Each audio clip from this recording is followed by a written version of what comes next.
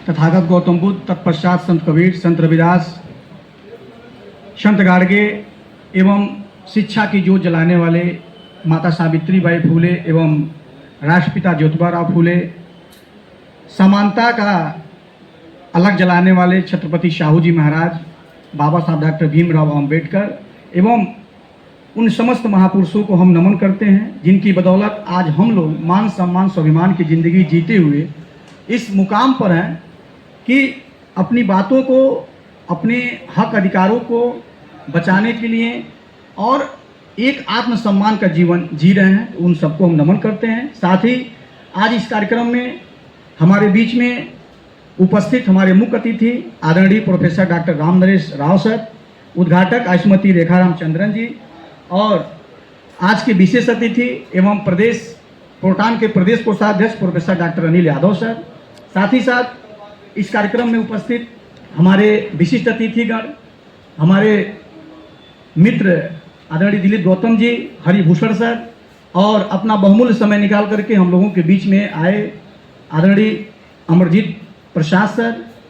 साथ ही साथ संतोष विक्रम सर और हिमांशु चौधरी सर, और आज इस कार्यक्रम की अध्यक्षता कर रहे आदरणीय Ramdas पन्नाल sir, Om Prakash Kharwar sir, Laxmikant sir एवं अन्य समस्त हमारे यहाँ उपस्थित जितने हैं सब हमारे लिए महत्वपूर्ण और बहुमूल्य हैं। चूँकि समय की सीमा है और उसी समय के अंदर हमें अपनी बात रखनी है, इसलिए हम अपनी बातों को आगे बढ़ाते हुए हम सिर्फ इस बात पे प्रकाश डालना चाहते हैं कि इस वर्तमान समय में, जिस समय उच्च शिक्षा विभाग से लेकर के माध्यमिक शिक्षा विभाग और बेसिक स्तर तक बहुत सारे संगठन कार्य कर रहे हैं और उन संगठनों के रहते वक्त, उनको कार्य करते वक्त प्रोटान की जरूरत क्या है। साथियों,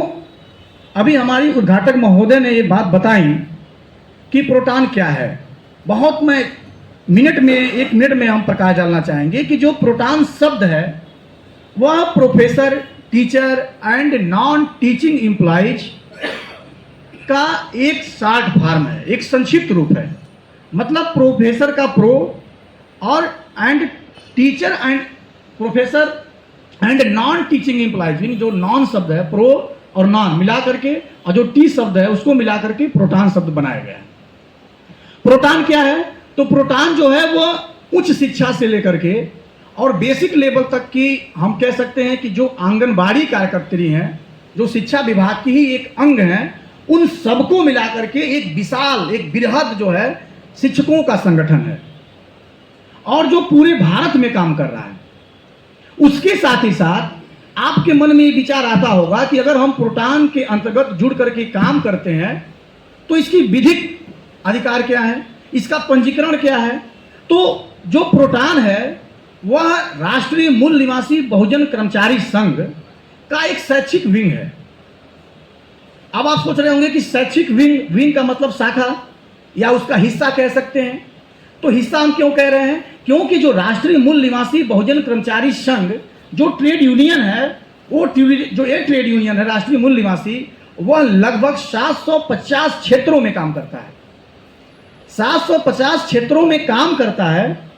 और उसमें से डॉक्टरों का संगठन है, इंजीनियरों का संगठन है, अपना जो है कि कोल खदानों में काम करने वाले श्रमिकों का संगठन है, कल कारखानों और फैक्ट्रियों में काम कर रहे लोगों का भी संगठन है, रेलवे में भी काम कर रहे लोगों का भी अपना एक संगठन है जो इससे संबंधित है, और